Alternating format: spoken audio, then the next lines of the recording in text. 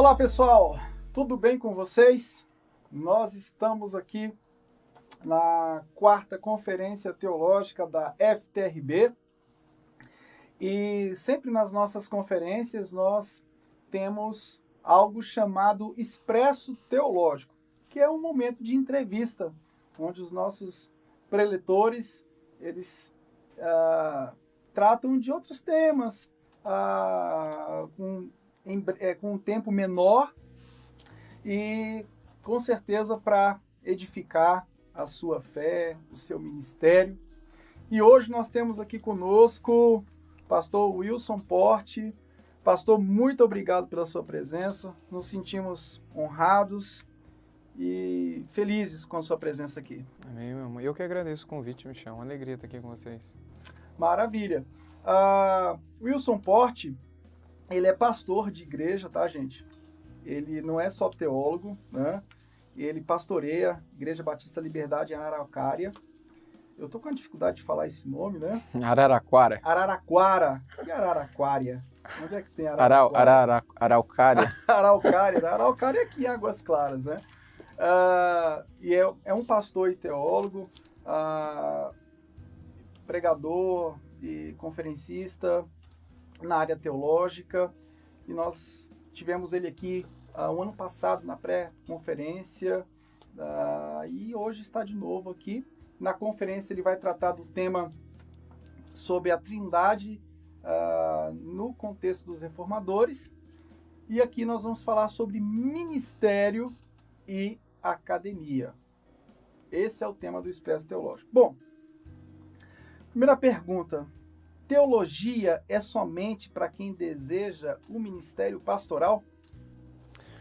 Certo, eu creio que não. Eu creio que teologia é algo que todos deveriam buscar conhecer, que todos deveriam buscar estudar.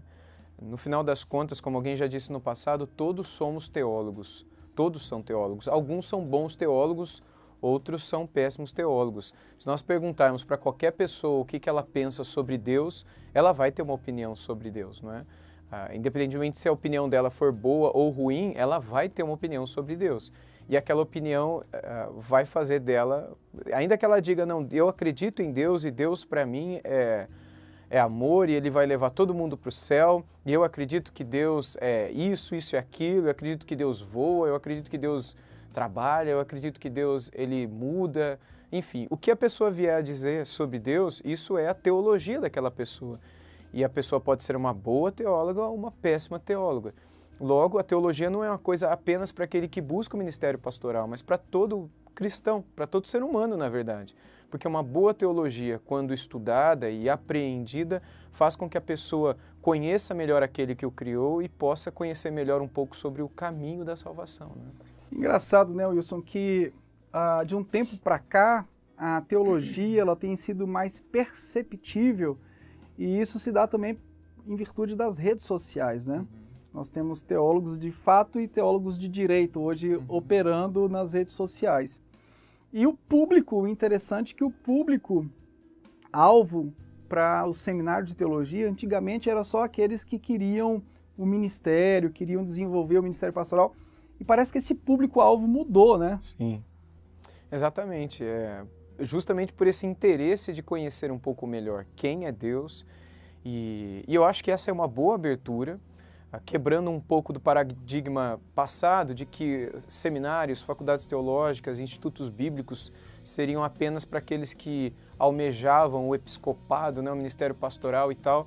Hoje compreende-se bem de que a teologia, como mãe de todas as ciências, como já foi considerada, deveria ser fonte de estudo para todas as pessoas. Estudar teologia não faz necessariamente da pessoa uma teóloga ou um teólogo, não é? Mas pelo menos ajuda essa pessoa a pensar teologia, a compreender o pensamento teológico sobre Deus, sobre a salvação, sobre Cristo, sobre o Espírito, assim como ele foi obtido ao longo da história da igreja. E faz com que a pessoa hoje, quando ela quiser falar alguma coisa sobre Deus, ela possa falar com propriedade e não à luz da própria consciência dela, da própria imaginação dela, à parte da palavra de Deus. O interessante é que nesse processo tem algo que nos preocupa muito, assim, uma preocupação pessoal, essa dicotomia por um lado, a gente está observando que a teologia tem se aproximado da igreja. A cada dia que passa, até pelo crescimento da fé reformada no Brasil, tem gerado, proporcionado muitos debates e, assim sendo, a teologia parece que tem se reaproximado da igreja. Mas ainda a gente observa que há uma dicotomia entre igreja e teologia. Às vezes o seminarista, ele sai do seminário, muitos saem do seminário e parecem que, quando assumem o pastorado, todo aquele conhecimento que ele teve parece que serviu somente para vestir a toga da ordenação e receber a instrumentalidade de uma denominação. Isso tem acontecido, já aconteceu, é uma dicotomia perigosa, né? Sim, porque faz com que a pessoa nunca mais volte aos livros e muitas vezes nunca mais volte à Bíblia. Se ela imaginar que teologia é coisa apenas para 4 anos, 3 anos, 5 anos de seminário, quando muito um mestrado, um doutorado em teologia. Agora, se ela entende que o estudo sobre Deus, a teologia, assim como outras disciplinas que estudam e que estão girando em torno da teologia, elas nos ajudam a ter uma cosmovisão da vida, uma cosmovisão, enfim, de tudo. Isso fará com que a pessoa continue a estudar ao longo de toda a vida dela, e não apenas para aquele período curto, né? Não apenas pastores, mas todos aqueles que buscam uma boa teologia.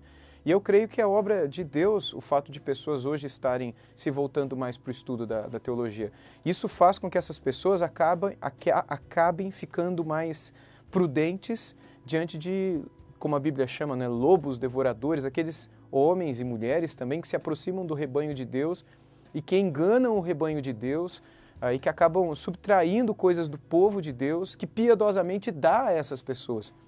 Quando essas pessoas começam a estudar a Bíblia, ler a Bíblia, estudar a teologia, elas não se tornam mais presas fáceis nas mãos desses falsos profetas, desses falsos mestres, a respeito dos quais Jesus nos alertou e o apóstolo Paulo também. Portanto, eu creio que a teologia ela não pode ser algo encapsulado só dentro desses 4 anos de seminário, mas é algo que deve permanecer ao longo de toda a nossa vida. Outra dicotomia também perigosa é entre igreja e teologia, e entre o pastor e a teologia também, né? Sim. Porque o evangelicalismo brasileiro, não com exceções, mas na sua totalidade, ele revela um tipo de pastor prático. Exato.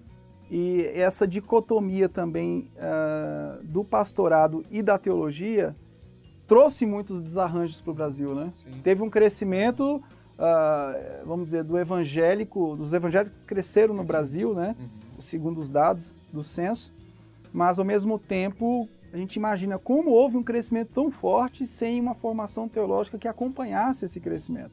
Fazendo com que esses pastores sejam extremamente pragmáticos, né? Com que esses pastores trabalhem em cima daquilo que funciona, daquilo que dá certo, daquilo que faz a obra, o trabalho, a empresa crescer. E para isso você não precisa muito de seminário, você precisa de matérias envolvidas com empreendedorismo, matérias relacionadas à neurolinguística, matérias relacionadas a crescimento de igreja baseado em coisas que funcionam ou não, ou seja, o pragmatismo. Então, quando você estuda e trabalha e vive dentro desse contexto, para que teologia? Para que estudar? Para que ler a Bíblia? Para que pregar a Bíblia? O mais interessante é você se envolver com questões políticas, com causas sociais, com missões assistenciais, como se fossem coisas da igreja, coisas principais da vida de uma igreja.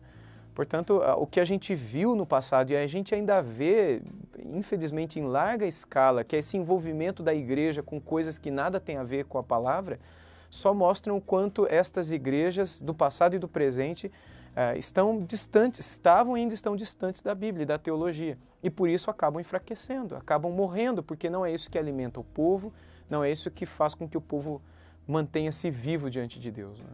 Wilson, sabe outra coisa que tem me instigado bastante, eu tenho conversado com alguns líderes também, é sobre outra dicotomia que se cria entre o professor e o pastor, a cátedra e o púlpito. Certa feita um jovem chegou para mim e falou assim, olha, eu fui ensinado no seminário de que aquilo que eu estou aprendendo aqui no seminário, não necessariamente eu posso aplicar no púlpito, né? O Justo Gonzalez, ele fala justamente ao contrário, né? Ele fala dessa coalizão perfeita entre cátedra e púlpito, né? Ou seja, não tem como, né, separar essas duas coisas. A harmonia deve ser plena, né? E como a gente vai harmonizar isso hoje em meio ao liberalismo teológico? Enfim, se a gente tem a Bíblia como fundamento do ensino e da pregação, a gente tem um único fundamento que liga as duas coisas praticamente. Então, a gente ensina pregando, prega ensinando, e aquilo que é ensinado nos seminários, os institutos, faculdades teológicas, inevitavelmente vai acabar desaguando no ensino bíblico dentro da igreja, dentro dos grupos pequenos que a igreja possui de estudo, dentro da escola dominical, dentro da própria exposição bíblica que o pastor fará, daquilo que ele aprendeu no seminário, porque a base é única, é o fundamento da nossa fé, é a Sagrada Escritura. E isso é o que baseia aquilo que a gente ensina no campo acadêmico, assim como aquilo que a gente ensina no campo eclesiástico, não é? Na vida da igreja, no dia a dia. Quando a gente faz essa dicotomia, a gente acaba caindo no pragmatismo, que é indo para aquilo que dá certo. Tipo, o que dá certo? É show? É festa? É fazer isso? É fazer aquilo? Porque só estudar a Bíblia parece que está deixando a coisa meio monótona, meio pesada, o povo não está gostando, né? Então você acaba tendo que manter o povo com aquilo que um dia você ganhou o povo, que é o pragmatismo, que é as coisas que, enfim, ele vai achar muito melhor realizadas fora da igreja do que dentro da igreja. Por isso que é importante a gente valorizar o estudo das Escrituras, a teologia, e começar de pouquinho, começar uma tradição dentro de cada uma das igrejas, daqueles que estão ouvindo a gente, enfim, as pessoas com quem a gente convive. Se uma igreja tal, ela não tem o costume de estudar tanto assim, comece aos poucos, crie-se uma tradição. Uma cultura, né? Uma cultura de estudo, que começa com poucas coisas, e a própria palavra gera em nós uma sede, uma fome cada vez maior dela mesma. É óbvio que quando você está longe da palavra, se você coloca o povo para ouvir um estudo de 2 horas, eles vão dormir, ninguém vai aguentar aquilo lá, porque eles não estão acostumados com aquilo. Mas se você começa com pouco, você vai perceber que vai ter uma hora que eles vão substituir tudo o resto só para poder estudar a Bíblia, porque ela é encantadora.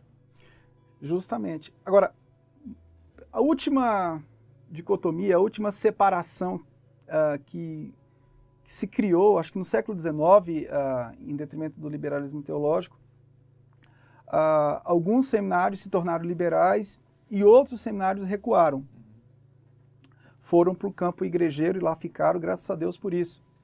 Agora, hoje nós temos um problema, que são seminários que não querem se envolver no campo acadêmico do ponto de vista de que os alunos que são formados no seminário, eles não têm condições de participarem até de grupos de pesquisa com alunos de universidades públicas. Assim, a teologia, ela se torna privada aos extremos, e aquela proposta de levar a teologia para o processo da publicidade, transformar a teologia privada em pública, sem perder a essência dela, parece que isso é outra dicotomia também, né? Há um medo dos seminários em querer publicizar isso, querer discutir isso, ou seja, levar, vamos dizer, a teologia bíblica, a Bíblia como autoridade de fé e prática,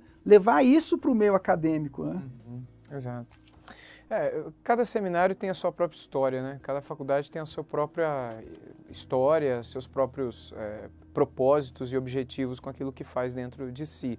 Mas, sem dúvida nenhuma, a teologia deve ser vista hoje como ela era vista no passado, ou seja, uma ciência. E o foco dela é fazer com que as pessoas estudem a história do pensamento cristão, a história da igreja, estudem as próprias disciplinas, as doutrinas que compõem toda a teologia, não é? As várias disciplinas que compõem a teologia, e fazer isso de uma maneira metódica, dentro de uma metodologia de pesquisa científica que faça com que as pessoas que estão no campo teológico estejam trabalhando não só no pé de igualdade, mas com um afinco e um desejo, uma paixão ainda maior do que aqueles que estão no meio secular estudando outras coisas, como, por exemplo, a estrutura de uma bactéria, ou como fazer o alicerce de um edifício de 14 andares. Essas pessoas, quando estudam o que estudam, estudam com afinco, porque gostam daquilo e querem entender bem daquilo. Eu acredito que os seminários devem, sim, todos nós, primarmos para que aqueles que estão dentro das salas de aulas, eles levem tão a sério quanto, se não mais, aquilo que eles estão estudando. Nós precisamos de conservadores que discutam o fundamento da nossa fé lá fora. Sim, exatamente. É claro que o humanismo ele parte do pressuposto da autonomia do ser. Mas, como diz a aluna do Rudolf Bultmann, a Etta Leinemann, né, que publicou Crítica Bíblica pela editora Cultura Cristã, ela foi aluna do Bultmann, depois ela se converteu de verdade, e ela disse, olha, aqueles pressupostos do historicismo crítico, do liberalismo teológico, eles nunca conseguiram provar aquilo. Quer dizer, então a gente precisa de bons teólogos conservadores também para discutir teologia. Quer dizer, na teologia bíblica você tem uma enxurrada de teólogos liberais lançando obras e mais obras, tentando desconstruir. E nós precisamos também desses teólogos, né? Sim, sem dúvida nenhuma. Para bater de frente com toda essa pragmática teológica liberal, né? Exato, exato. Eu acredito que eles estão, nesses últimos tempos, se levantando. Muita gente boa que tem levado a sério os estudos, que tem se dedicado à leitura e ao conhecimento e à reflexão teológica. Não só o conhecimento daquilo que outros escreveram, mas eles mesmos por si escreverem, dialogarem com o que está acontecendo no mundo hoje e fazerem teologia, não só citarem teólogos ou entenderem a história do pensamento. Exato. Mas usarem esse conteúdo aprendido para dialogarem com aquilo que nós vivemos hoje, com uma cosmovisão bíblica. Muito bem. Bom, passou rápido, né? Mas nós estamos chegando ao fim de mais um Expresso Teológico. Eu queria agradecer, pastor Wilson Porte, Deus te abençoe. Gente, ó, o Wilson Porte é uma figura simples, é gente como a gente. O pessoal estava me perguntando, e aí, como é que é o Wilson? Ele já veio aí, tá vindo aí de novo? Não, é uma pessoa super simples, tá? Essa turma que vem aqui na FTRB aqui é uma galera muito tranquila, são homens de Deus, são pastores, teólogos, mas homens de Deus na sua simplicidade. E o Wilson, a gente observa isso nessa segunda vez que ele está vindo aqui, e a gente fica feliz também por isso. Isso nos conforta bastante. Eu sei também que conforta você aí que acompanha o trabalho do Wilson Porte, lançou um livro pela editora Fiel chamado Depressão, vai estar vendendo aqui na nossa conferência. E outros livros, eu queria que você falasse agora dos livros que você tem lançado. Joia, são 4 livros até o momento publicados, né? Esse pela editora Fiel, Depressão e Graça, no qual eu trato de pessoas, servos de Deus na Bíblia que passaram por grande sofrimento e dialogo um pouco sobre a depressão. Justamente nessa área que a gente falava há pouco, com toda a bagagem que a gente tem do estudo da teologia, como é que a gente dialoga com o que está acontecendo hoje em dia? Um outro livro foi publicado pela editora Visão Cristã, da Vinac, né, agora no começo de 2017. Consciência Cristã, né? Consciência Cristã, chamado Uma Visão Cristã sobre a Bíblia, no qual eu falo um pouco sobre a história da perseguição da Bíblia, de como a Bíblia chegou até nós, debaixo de perseguição, uma história triste de como a igreja perseguiu a própria igreja por causa da palavra de Deus, e do que seria a revelação, e do que as pessoas têm feito hoje com a palavra de Deus. Dialoga um pouco com essa questão de, não, Deus me falou, não, eu senti no coração, ou seja, a gente não precisa mais de Bíblia, Deus ele fala de outros jeitos, né? Então, qual é a visão que a gente tem que ter sobre a Bíblia, qual é o lugar dela?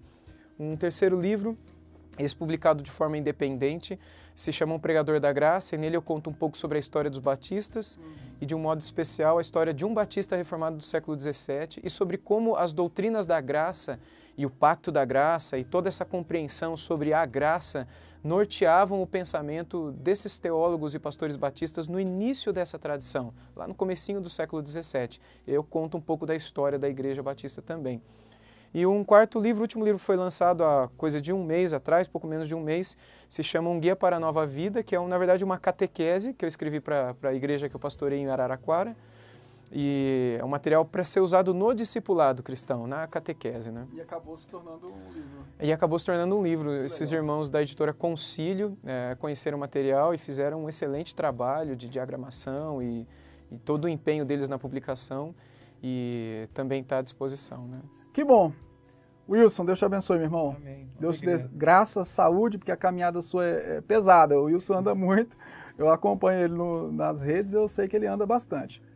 Deus abençoe vocês e amanhã nós estaremos aqui junto com Walter McAllister, falando sobre espiritualidade reformada. Um abraço, daqui a pouco esse vídeo está no YouTube também. Tchau, tchau, gente!